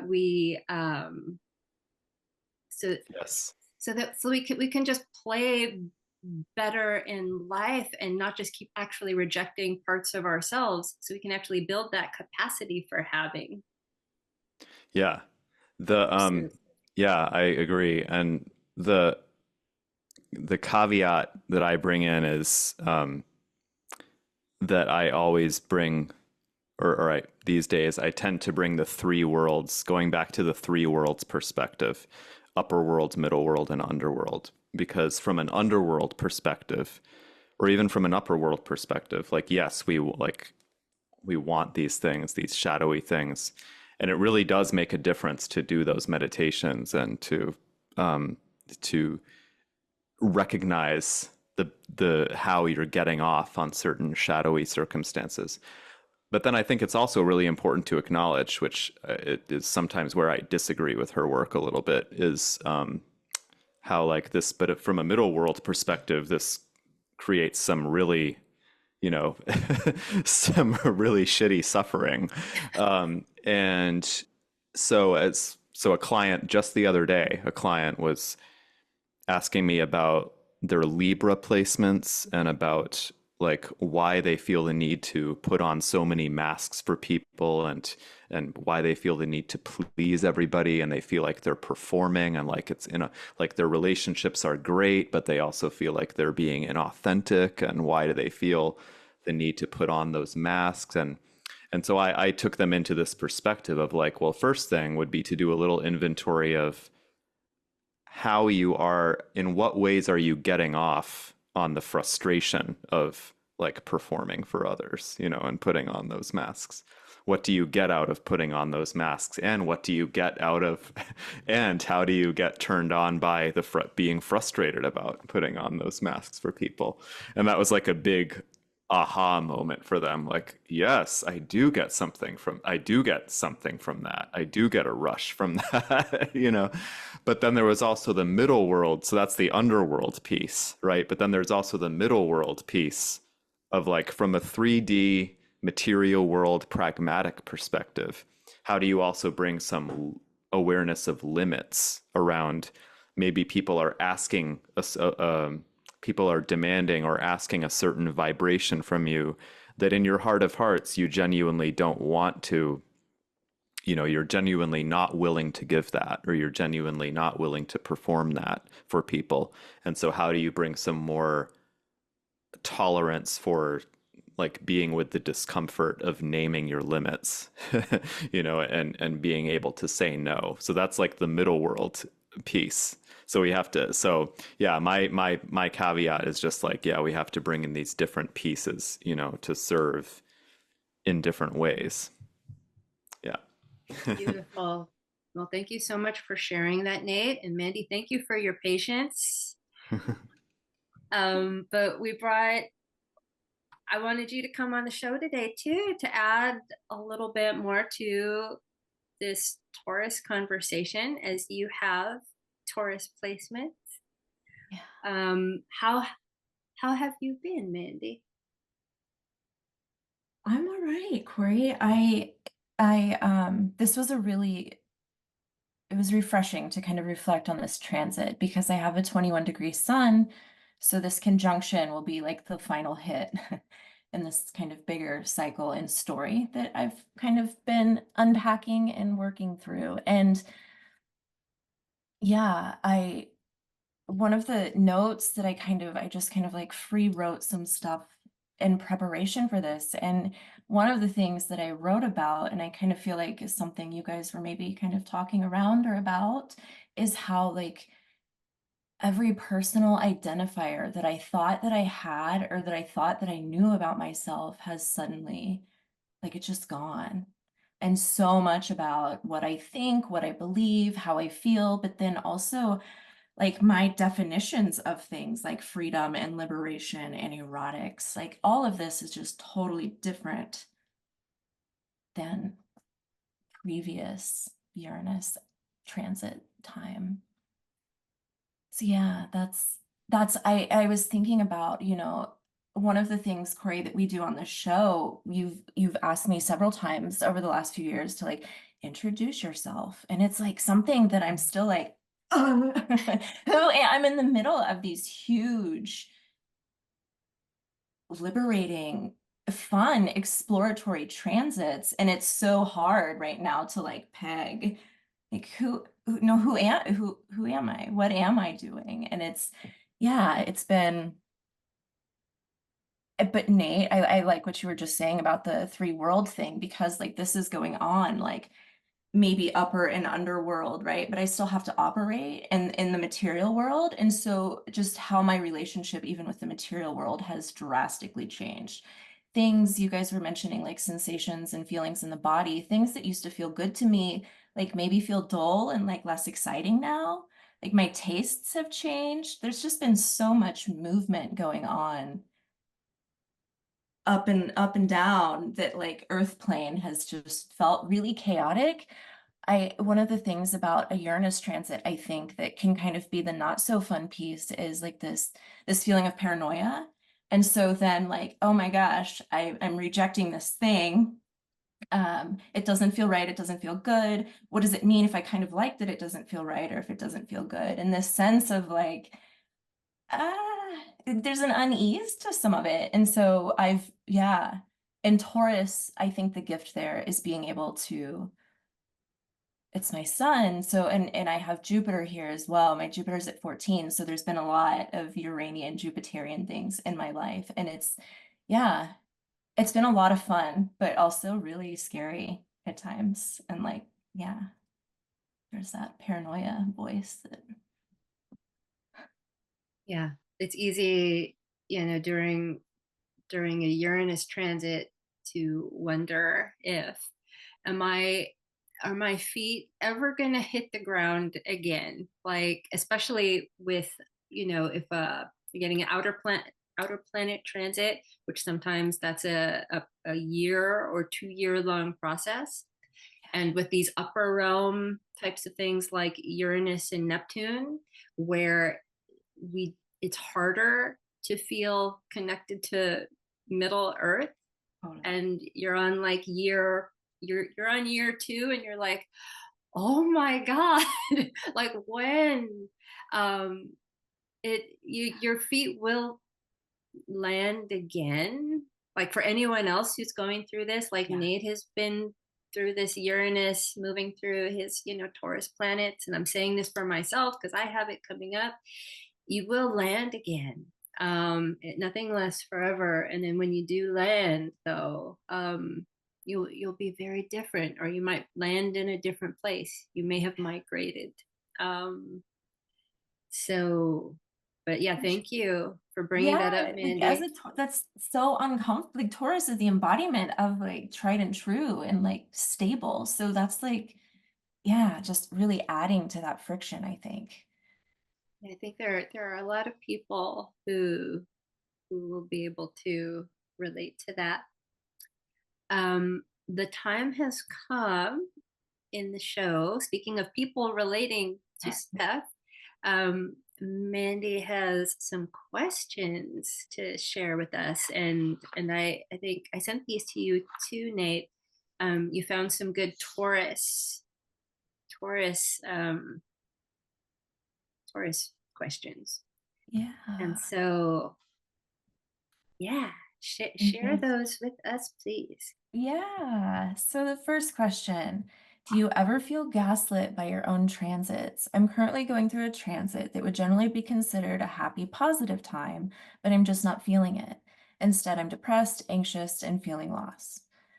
What advice do you have for someone that should be having a great time but just isn't feeling it? Um, this is a whole show, by the way. Like this question is a whole thing, and I have so many thoughts. But Nate is my guest, and I'm wondering if you have any thoughts about this. Yeah. Well, it's a very brave, vulnerable question. Yeah. I guess the first thing I would say is,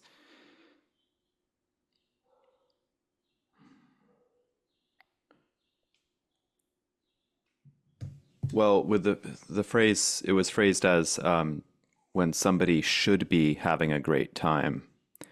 Um, it makes me think of, I guess the first question I would ask is what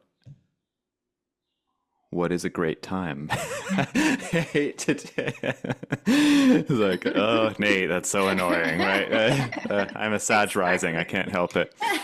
What is a great time? What does having a great time mean to this person? Obviously, being depressed and anxious is not a great time. I get that. But I I am kind of first thing is I'm a little bit of a stickler in astrology for getting away from calling things good and bad just because and that's not about like shying away from uncomfortable truths or from or about like tiptoeing around bad news. It's more just like I'm a fan of precise language as a Virgo moon in the ninth house, right?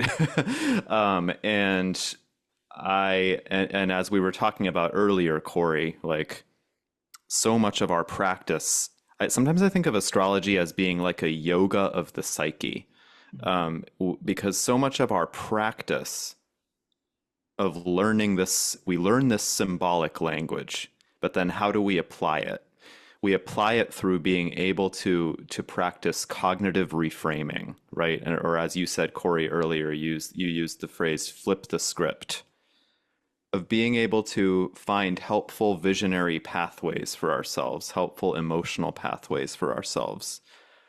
And that is a practice, and it involves a kind of initiation of the emotional body into what's happening. So I'm just giving this as background for like why I don't really talk about things in terms of good and bad. However, to address the depression and anxiety, like I just want to say to this person, I feel you, and like you're not alone.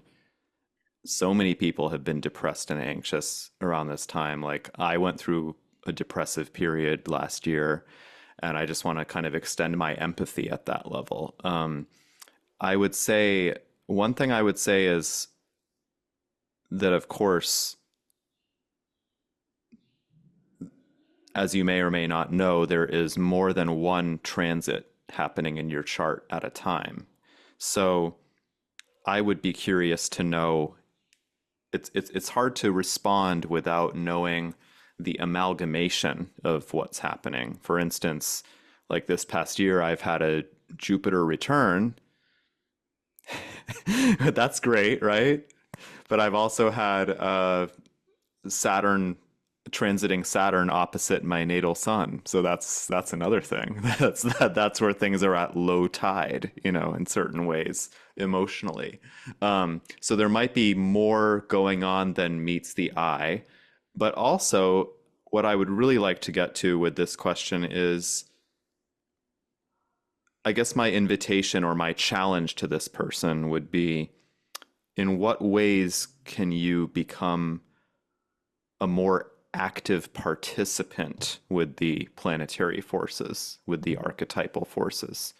And I get that like in the throes of depression and anxiety, you might want to just like flip me off and say like, oh, fuck you, Nate. I can't become more active, participatory. But, and I get that.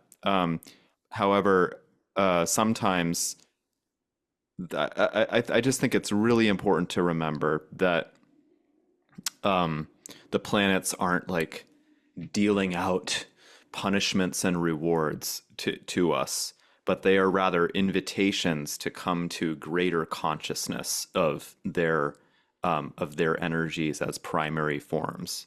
So if you're experiencing what you think could be a great transit, I wouldn't use the word should, just because it's like I don't want to should you, but what could be a great transit, how could you, like such as Venus or Jupiter or something, right? How can you become like a strange attractor and like develop a good antenna for Jupiterian experiences that feel authentic to you and that resonate to you, or good Venusian experiences that are authentic to you and that resonate to you.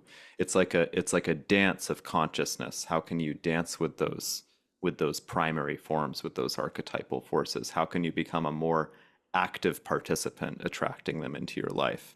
I'm not saying you're inactive now, to the person who's asking this question, but to me that tends to be how I approach it. And again, without seeing the whole chart, it's like there might be so many different things going on. Um, and try it as an experiment and see what happens. But otherwise, like none of us have it figured out, and my empathy is with you, and we're all a mess in one way or another. So I feel you. And there's no way that you quote unquote should be feeling, because I know I'm spending a long time on this question, so apologies, but people thrive, as we were talking about earlier, like people thrive under so many different kinds of circumstances.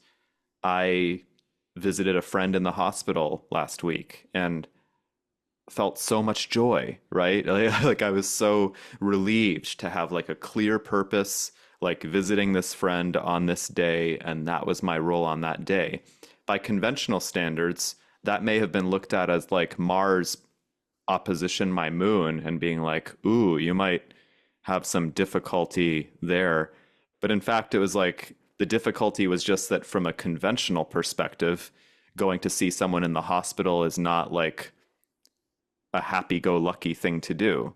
And yet, it happens to be like that kind of intensity happens to be a place where I thrive as a person. So that's another reason why I'm not a fan of bringing good and bad onto like astrological dynamics, because people thrive in so many different ways. So I would also like self-inventory around asking some really honest questions about like under what kinds of circumstances might I thrive. Um, okay, I'll stop there. So those I have, yeah, I have a lot of yes and around everything that you said. I would like to add, because I have some language things in my being very precise with language. And specifically, this person used gaslit. I'm being gaslit by my transits. Um, I I don't think that's like a possibility. The transits aren't like I'm gonna mess with this person's mind, but you may be gaslit by your own projections. Yeah. Like there's the astrology, and then there's the way we're engaging with it. And even if you're engaging with it from a place of what is going to happen, tell me something about me. The the way you're engaging is going to tell you already a lot about how you work. So even if you're quote unquote engaging with astrology in what I would very, judgily, that's not even a word, I would be very, in a way that I would be very judgy about and say that's the wrong way to engage with astrology. You can still get something out of it if you can examine how you're coming to this practice. And and just in that first sentence of, being gaslit by my transits, it already shows that you're looking at the astrology as something that is determining, that is or is supposed to, there's that word again, supposed to determine something for you. And I don't think that that's a really useful way to engage astrology. But the more questions you ask and the more you think about it, the more whatever the astrology is doing, it's going to be revealed to you how you yourself are engaging with life and how you're thinking. So chances are, if you're engaging the astrology as something that's supposed to determine something for you, you're probably engaging with a lot of the world in the same way. So that's already something to look at and something to work with. And then everything, Nate said about, the transits aren't, they're like dealing things out. They're not, I personally don't practice that they determine anything. You're ideally, I think you're engaging the astrology on its terms. We get very self-focused, especially with pop astrology. We read our horoscopes and we go, what does this mean for me? What does this tell me about me? What does it tell me about me? Like, it can't tell you anything about you. The the magic happens, and this is even in relationship to another person, in relationship to another thing, is when you engage that other thing on its own terms and then allow it to shed some light then on parts of yourself. But it's a co-creation. You're working with that other thing to then get some insight into your situation or yourself. But it's like Nate was saying, it's there's an effort, and whatever it is that I think a lot of people are looking for in astrology, it's not being told to you. And that's why it's important if you're working with astrology, like study, like read, understand, like really understand the archetypes, understand the history, because then you'll see that all these things are multivalent. Like there are so many different ways that these express, and there are so many different ways to engage this information, and it's always changing at the same time. And so I thought I really am thankful that this word gaslit was brought into it, because it can feel that way. It's like in the cookbook it says Venus transits, make things really smooth and pleasant, and that's not what I'm feeling. And that's when it's like, if you're going to use this stuff, like read deeper and learn like what Venus, like all the different things it can do, and then work with that in your body mind. Yeah, I'll stop. Like that's a whole show on like the way people engage with this stuff. It's but I'll stop there. Right. That was great. Next, are you guys ready for the next one? Are we? Yeah. Okay. And also Nate, I know we're going a little over, so just let me know if either of you need to get out of here. Oh, I'm good. I'm good. Same. Yeah. Okay, next question. I've started studying astrology and noticed a trend among friends and family that I'm reading for. I have a Taurus sun and Jupiter, and most of the people I read for have Chiron in Taurus. I find this interesting and noteworthy, but I'm not quite sure what to make of it just yet. Any thoughts?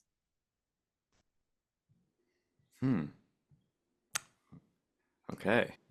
Shall I jump in, Cory? Yeah, jump in. Okay. Wow. Well, I would say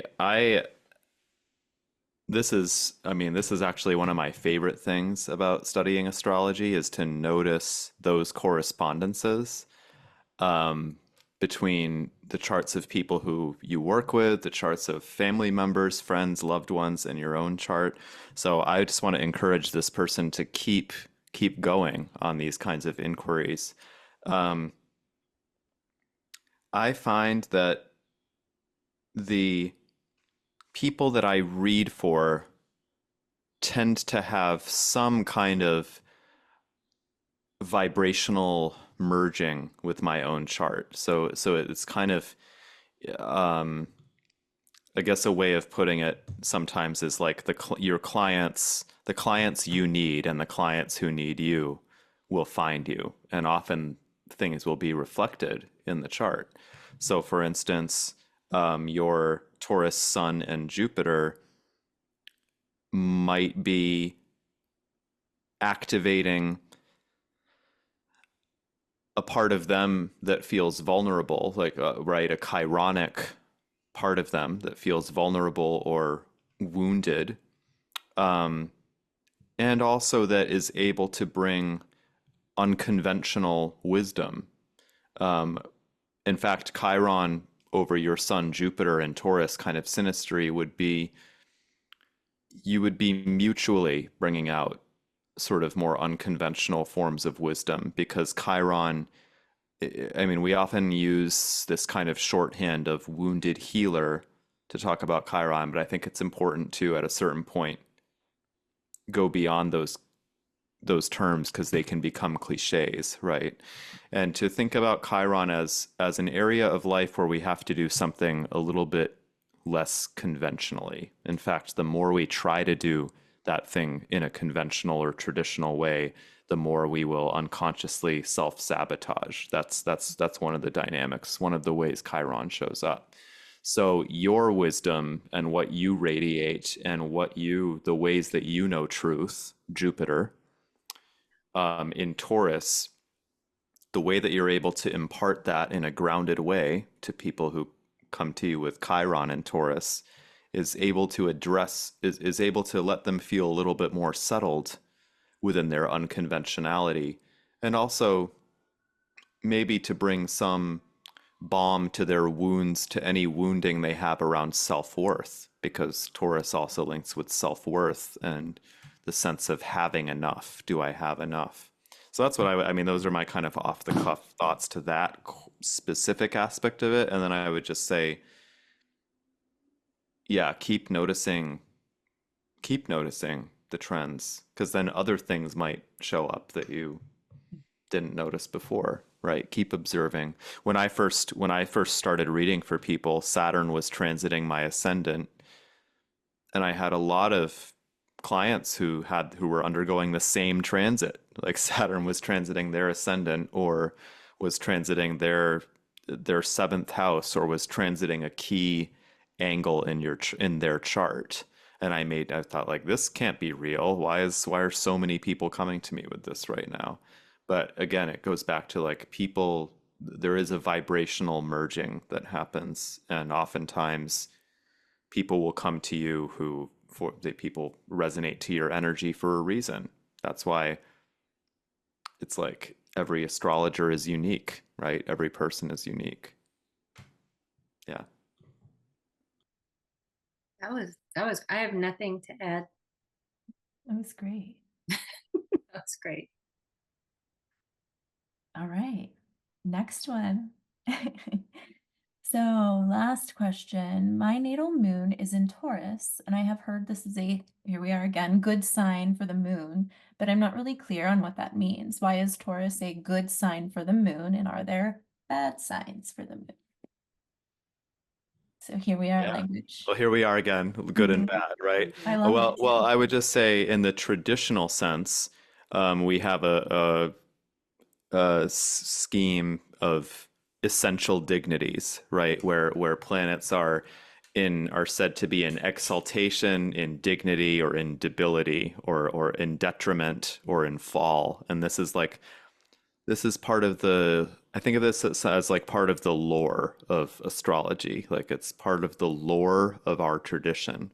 But there are reasons why this lore is in place, and they're connected to the astronomical logic of the different of planet and sign relationships. So just quickly, I would say moon in Taurus is said to be the moon is said to be exalted in Taurus. The moon is at home in Cancer, but it's said to be exalted in Taurus. And one of the ways of looking at exaltation, in this case, moon exalted in Taurus, is that the exaltation is sometimes said to moderate the excesses of that planet. Well, there are different schools of thought on this, so I'm not sure everyone across the board would say that, but but yeah, sometimes Taurus would sort of ground, or bring the earth, bring the earthy component to the very watery, fluidic, emotional, sensitive, moody nature of the moon. Taurus would sort of ground those moods a bit, and sensualize and root and anchor them, and it's where comfort meets beauty. And yeah, it's so in terms of, but again, it's not good or bad. It's like, it's what do you make of that, right? How do you use the strength of that? And these are not connected to like virtue and vice, like it's good and bad, it's virtuous or vicious. When a planet has an exaltation or is at home, so in your case, like moon exalted in Taurus, that may give that planet a little bit more resources. It doesn't have to go through one of the other planets or one of the archetypes to get its things done as much. There are all kinds of ifs, ands, or buts, but again, I would go back to, like, it's not good and bad. It's about understanding. I think the thing that I would pose to this person is start to understand the archetypal connections on an intuitive level between moon and Taurus, and why there might be a resonance there, why the moon might be happy in that environment. But knowing that it's very nuanced, and that I would encourage you to really, really study it like poetically and mythologically. I mean, that's my bias. Um, and in terms of bad, like so-called bad signs, well, the moon is said to be in fall in Scorpio, um, and is in. Wait, sorry, I might be getting this mixed up. No, the moon is is debilitated in Scorpio and Capricorn. So yeah, so the now, but it's really important to know that um, question those things, like question who made those judgment calls, right? Question how connected they are to patriarchy, right? Or to systems of power and oppression, or to a more limited length of human lifespan, you know? Because we have to remember these distinctions were made thousands of years ago. So we really have to re-articulate as valuable as like traditional forms of astrology are, and astrology is a tradition in itself. We always have to remember to re-articulate and rejuvenate it in the language of the present day. So I would just say also that even though like Capricorn moon is said to be like the opposite of a moon in Capricorn is said to be the opposite of exalted or the moon in domicile at home. Um, I have launched important projects when the moon is in Capricorn with a good outcome, with a fruitful result, partly because Capricorn is my second house, so that's linked with income and money. So everything needs to be like, ordinarily we would say like, no, don't launch anything on the moon when the moon is in Capricorn, right? But everything has to be put in context. Context is king. And that's what is often missing in like talking about astrology, is that it really, really depends on context. So that's what I would say. Mm, yeah. Again, yes, and I just want to add that you know when we're talking about dignities, to always remember that. So, for instance, like moon in Taurus, exalted in Taurus, or in domicile in Cancer, that all that means is that the moon is not obstructed from doing moon traditionally moon like things. So what happened, and I have a debilitated moon. I have moon in Scorpio. Does not mean that that moon is bad. It's just that moon is going to be more obstructed from like easily expressing traditionally moon like things. But that moon can do other things that that aren't traditionally moon-like. So that like that's where we get protection and nurturing and emotional receptivity, all those things. It it has to express those types of things in a different way, a creative way. But it can still do moon things. It's just the filter is different. And then this is where we get back into like cultural conditioning. Then that's where we get these ideas of, oh, then that's a bad moon because it can't do what it was traditionally, meant to do. And then going back to what Nate was saying, okay, who decided it was meant to do that? And then we have to, but so it's not like a bad moon or a great moon. It's what is its relationship to the traditional expression. For some people, like let's say you have moon in Cancer, and you have some other things going on in your chart, and you really want to be Indiana Jones and an adventurer, that moon in Cancer is going to be problematic, and it's going to cause like a lot of internal like friction and internal conflict. Then that moon in Cancer becomes like hard to work with because it's getting in the way of like being independent and nomadic, and right. And so again, context in real life. And yeah, Mandee, I don't know if you have anything more for us. I have a Mandee question, which you kind of touched Okay. on. It's the one we've been doing. Just yeah, Nate, I don't know if you talked about this earlier, so I apologize if you've already covered this. And I know you kind of talked about it a little bit already, Cory, but you'd brought up her name was Carolyn Elliott, right? For the shadow work type. Are there other foods, music, media, art, anything that you would consume or recommend people consume or take in during this Taurus season? Nate, did you talk about this already? Okay. Um, no, well, not really. Hold on, I'm reaching for a reference book. Yeah. Take Nate's workshop.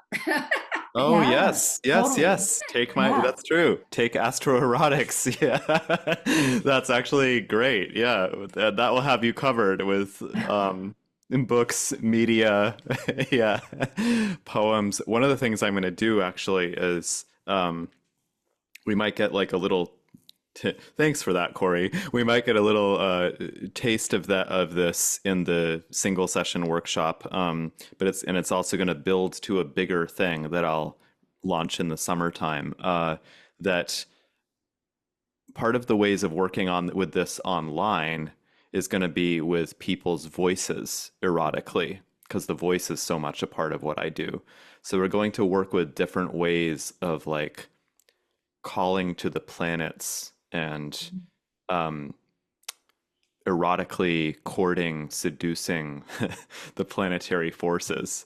And in like the longer version of this, people will kind of upload their voice recordings, into a place where people can listen to each other and write each other, tastefully cute notes about what they hear and what they like and love about each person's voice. And so anyway, so that I bring that up because Taurus is linked with the Taurus and Venus being linked with the voice. So I would encourage people to, yes, thanks for that plug, Cory. Take my class on the 27th. And also tune into any singers or musicians who really you feel like have yummy voices. Um, Roy Orbison was a Taurus. That's always a classical favorite of mine. Um, um, Diamanda Gallas also has like an unconventional, much more unconventional kind of vocal expression, extended singing ranges. I believe she's a Virgo, but Earth sign also, and the link with vocalization and expression, which could be really great to listen to for the Jupiter-Uranus conjunction. Yeah, Diamanda Gallas, Galas, and also for that Scorpio full moon. Like, oh yeah, Diamanda Gallas has these sounds of hell that might even be the name of one of her albums. But I think that'd be great for that Scorpio full moon. And anything that like really makes people feel beautiful in their bodies and in their gender expression. I'm thinking of Alok Menon's podcast interviews.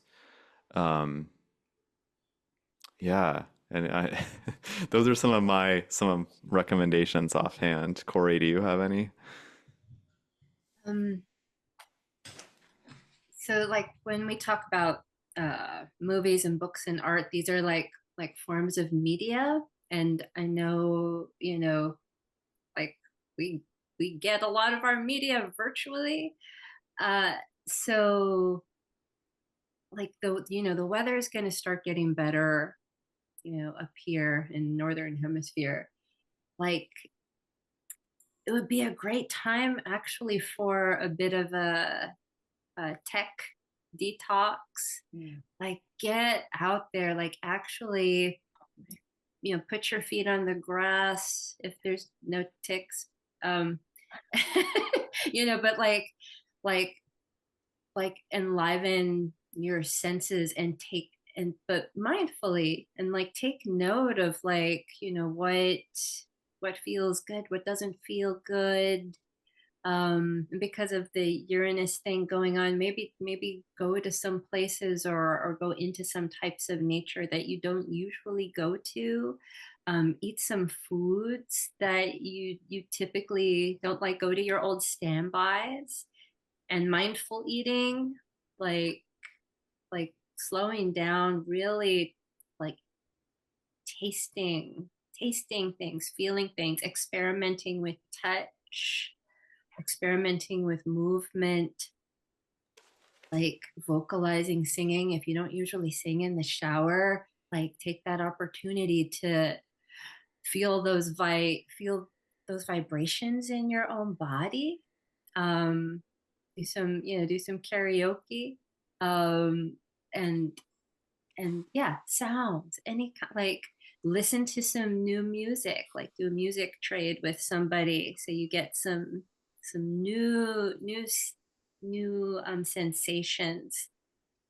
uh yeah, and if you like, like I'm not going to stop reading during Taurus season, but maybe I'll take a book outside or something if I'm going to be doing, something like with my mind, to like somehow marry that with what I'm feeling in my body at the same time. And so I, yeah, I love all of that. Also, red orange is said to be in a certain system is like the color of Taurus foods. So like and in terms of color therapy, like the Jyotish, astrologers had this whole tradition of color therapy. Um, and so it said that like red orange would help you absorb the nutrients of the color rays that Taurus emits that more efficaciously. And also, diamond is connected with Venus. So, like in terms of a gemstone, like gemstone therapy for anyone who has like difficult Venus things going on or Venus challenges for themselves, like diamond could be a helpful remedial. And for that Scorpio full moon, which we talked about earlier, like red coral is linked with Mars. So, and for any kind of like for anyone who feels difficult Mars frustrations coming up, red coral could be a way to treat, to kind of sort of like soothe or feel or help feel a sense of strength in their Mars. I also got inspired to like movement meditations that involve, I'm thinking about Uranus, so Jupiter Uranus as being fast, and this kind of shaking, like shaking meditations where you just shake, you know, I did that and feel before that that circulation one. of energy. Yeah. So good. And then with Pluto, with the other rhythm of Pluto being slow transformation and the sun square Pluto, I thought of maybe very slow movement practices like, Buto or like different forms of Buto that can be very slow and intentional and just feeling every single sensation, and alternating, like experiment with alternating between the fast, like shaking quality and the slow movement qualities, and what happens when you kind of go between those two. What sort of feedback do you get from that? Yeah. I love that. I love that. Yeah, I'm teaching a dance class right now, and we're working on adagio, and uh, like this idea of like stretching out, like sustaining movement. and like what comes up. A lot of times if I'm like, you want to take a whole movement, a whole 8 count to arrive at a movement, a lot of people like want to get there at like count 4, and then they have to wait, and it's like, what would happen if like you were made of taffy and it takes, or you were moving through honey or something, and it takes a long time to reach, and you have to fill that time with something instead of just like getting there, which is like very Taurus thing. Like when Taurus like goes to do something, it's not Aries, right? Like point A to point B, it's being in each and every single delicious moment on the way to. Yes. And so, yeah. And that's like, I love Taurus season. Like Taurus season is just so beautiful. There's so much to like absorb and like feast on for the senses. So like, it's all right there for us. Not today. It's rainy and cloudy, but it will, the sun will come back. This is heading into 3 hours. So speaking of sustaining, right? Yeah. We spent 3 hours on one sentence, right? And just like rolling it around in your mouth and in your mind, and like, but that's, I mean, it's going to be a nice, there'll be a nice contrast to some of this Aries stuff if you were craving that. If the Ariesness was a little too, sparky. But all right, as usual, I enjoy so much spending time with both of you. So thank you so much for joining me today to talk about this like really, really interesting Taurus season.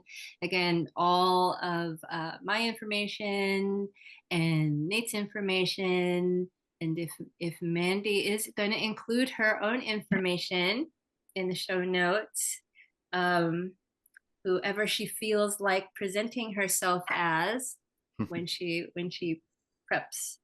packages these episodes up for all of you. I think that's it. I think we did it. And so, yeah, everyone, take care of yourselves, take care of each other, share your food and share your money if you can, and share your things. And I will see you next time. Yay. All right. Cory. All right. Bye-bye. Bye-bye. Bye.